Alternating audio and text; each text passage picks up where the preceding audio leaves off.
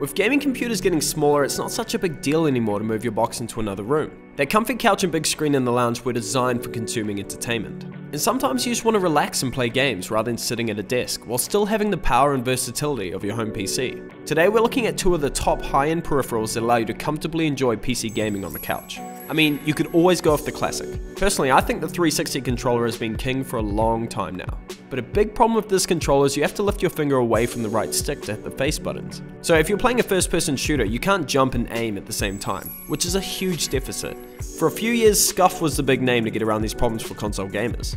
This site allows you to build your own controller, and one of the biggest selling points was these pedals at the back, that you can map to any of the face buttons. But there was a few things that always turned me away from Scuf. Problem is, these controllers are stupidly expensive, and you need to ship them from overseas. Once you start adding more features like custom sticks and hairpin triggers, that price shoots up even higher. And once you pick mappings for the pedals, you're stuck with just that. Unless you paid extra for a little magnet that clips to the back to enable remapping. So Microsoft stood up and took over. Near the end of last year, they released the Xbox One Elite controller, and I still think this is the best controller to date. First off, it comes with a nice padded carry case to keep it all protected. The build of the controller itself is top notch. The top is made from stainless steel, the front material is smooth, and the back has nice rubber grips that feel good in your palm. It has 4 built-in vibration motors, 2 in the grips and 2 in the stainless steel triggers, plus this controller is modular. So in the case you get a whole bunch of stainless steel thumbsticks with different heights, metal D-pads and pedals. All this combines into a controller that's a very nice weight, and it makes the 360 controller feel like a toy in comparison. These are all held on by magnets, which makes swapping out bits easy, but yet they're strong enough to actually hold the controller by the stick, so you don't have to worry about things falling off all the time. Unlike the Scuf controller, you can choose if you want the hairpin triggers on or not. If you enable the hairpin, the trigger will stop halfway down, allowing you to make quick shots with burst weapons. And the pedals are modular as well, so you don't have to have all 4 in if your game doesn't require it. Everything is simple to move around, and all the mappings are controlled by software, so you can easily remap the pedals and change the sensitivity of the thumbsticks and triggers. The controller has built-in memory for saving 2 profiles that you can switch on the fly with the slider on the front. So even if you were to use this on someone else's hardware, you still have all your mappings saved inside the controller. But the Rolls-Royce of controllers isn't perfect.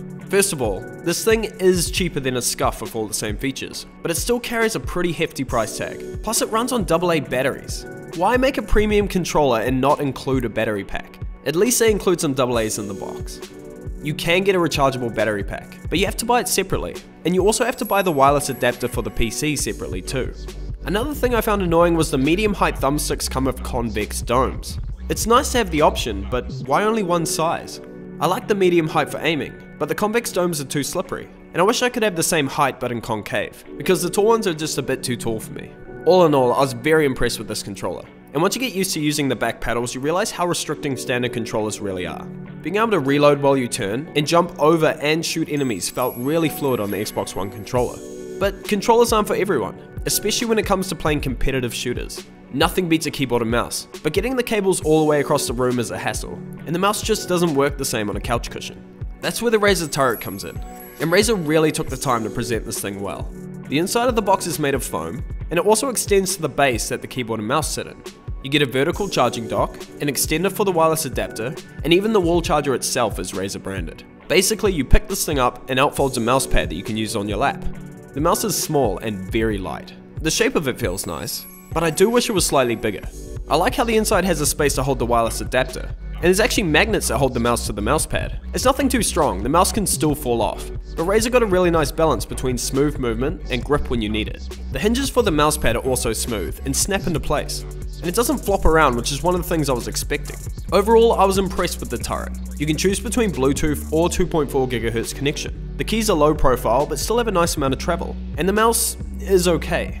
It still doesn't work very good on a couch cushion, but as long as you place your knees correctly, I found this comfortable to game for long periods of time. The charging dock and build quality is definitely what you're mostly paying for here, but it's a really nice product, and to a lot of people that'll be worth the price. So in the end, these two products are aiming at different gamers. I found racing and side-scrollers the best with the Elite controller, especially with the new 8-way D-pad dish. But if it was first-person shooters or just surfing the web, the Razer Turret was the way to go. Either way, these are 2 top-notch gaming peripherals that you should consider if you want a portable gaming setup fit for any room. Check them out yourself and see what you think. I'm Eli from PB Tech. Remember to like and subscribe, and I'll catch you on the next one.